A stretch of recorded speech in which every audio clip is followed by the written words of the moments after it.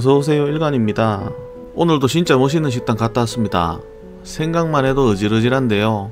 밥 먹는 영상만 보면 흡사 대신동 서문시장하고 비슷한 분위기인데요. 여기는 대구 1등 인심공격하는 곳 화원 천내시장 안의 대구식당입니다.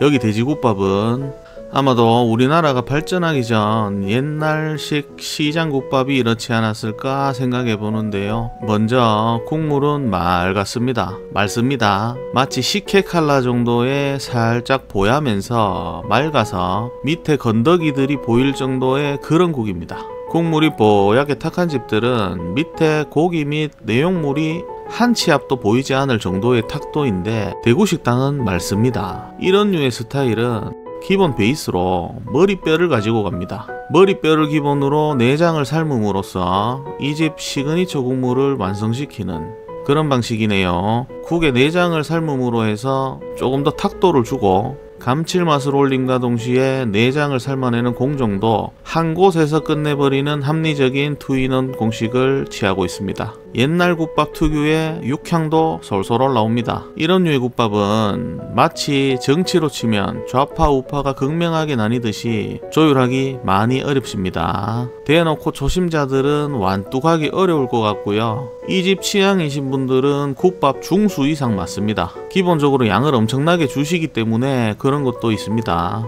국물 첫맛은 마치 한약재가 들어갔나 싶은 듯한 약간 씁쓸이함이 거부감 없이 올라옵니다. 그런데 제 뇌피셜로 먹으면서 고민을 해보았는데 잼창, 즉 곱창을 삶으면 이런 방향의 맛이 나거든요. 제가 주문한 국밥이 섞어이기도 했고 메인 국물에 내장을 삶고 데치는 공정이 있기 때문에 국에 약간의 씁쓸이한 맛과 향이 배이지 않았나 생각합니다. 이거 아재들은 강력하게 좋아하시는 분들 많습니다. 이런 향과 맛을요. 저는 이 식당을 처음 방문했는데요.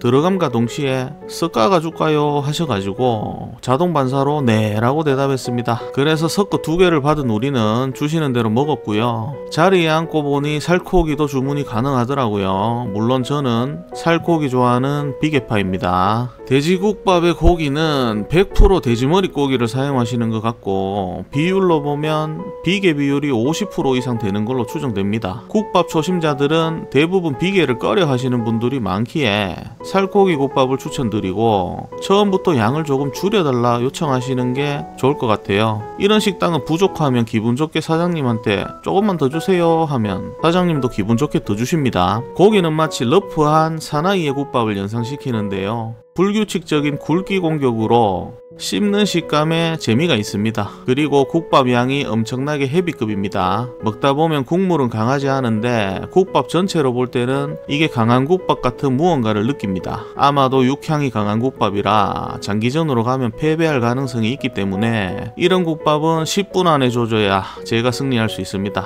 장기전으로 가면 어려워요. 내장 부위도 뭐든지 마치 아끼지 않는 사장님의 특성을 대변하듯 숟가락보다 크고 굵게 썰려 나와서 중량 따위는 관심도 없는 듯 부피로 양을 가늠하는 사장님의 인심처럼 컸습니다. 그리고 잼창 부위만 있었고 곱창요, 오소리 감투는 없었습니다. 여기 천내시장 대구식당은 국물은 강하지만 깊은 맛이 나는 국은 아니라서 자칫 간을 많이 하다 보면 자신의 간보다 강하게 하게 되는 변수가 생길 것 같네요. 밥상 위에 칼로 직접 다져버린 국내산 마늘과 고추가 무한 리필로 있기 때문에 마늘 부심 있는 아재들이 마늘이라도 많이 넣어야 본전 뽑는다는 마인드로 이거 밥숟가락으로 한 숟가락 이상 넣어버리면 먹다가 쓴맛에 패배할 수도 있습니다. 마늘도 많이 넣으면 씁니다. 매운 맛도 나중에 올라오고요. 적당히 넣으시면 감사하겠습니다. 마늘이 많이 비싸서요. 제 경우가 그랬고요. 국이 식으면서 간이 강하게 느껴지기 때문에 우리는 처음부터 너무 강한 간을 하면 안 됩니다. 중간중간 조금씩 추가해서 간을 하시는 게 좋고요. 또 저희는 11시 반 정도에 공격을 했는데 삶은 고기 특혜를 받았습니다. 이거 삶은 고기 주시는 거 최소 1만원 정도는 받아야 되는 양이었는데 주시네요. 부위는 머리 턱살 부위고요. 머리고기 수육으로는 가장 맛있는 부위 중에 한 곳이고 살코기 지방 비율이 적절해서 정말 죽입니다. 이 수육은 사장님하고 텔레파시가 통해야 한 그릇 얻어 먹을 수 있기 때문에 텔레파시를 보내세요. 없으면 못 주십니다. 그리고 밥상 위에는 3 삼다수병에 시원한 식혜까지 올라가 있네요. 도대체 왜 이렇게까지 주시는지 모르겠는데 이것도 물 대신에 먹으라는 사장님의 인심공격인데 와 따라야 이거 졌습니다. 모닝입니다. 돼지국밥 가격도 8,000원인데 요즘 사람들 돼지국밥 가격에는 유독 철두철미하거든요. 얄짤없습니다.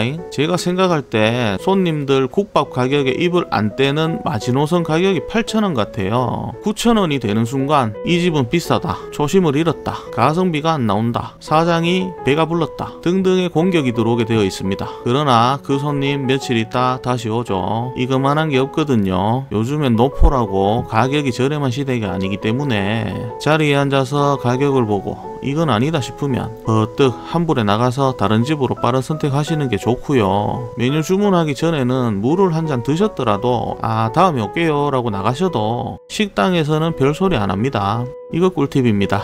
여기 대구식당은 시장통이라 실내이긴 한데 실내 같은 곳인데요. 에어컨 따위는 없고요. 선풍기를 얼굴에 직방으로 돌려서 먹으면 되고요.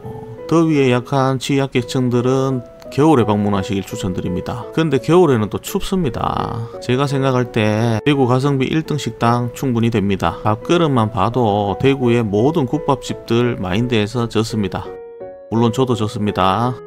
나올 때 카드 들이미는 행동을 차마 하지 못하고 알아서 셀프 계좌이체로 훈훈하게 마무리하고 오늘도 들어가세요.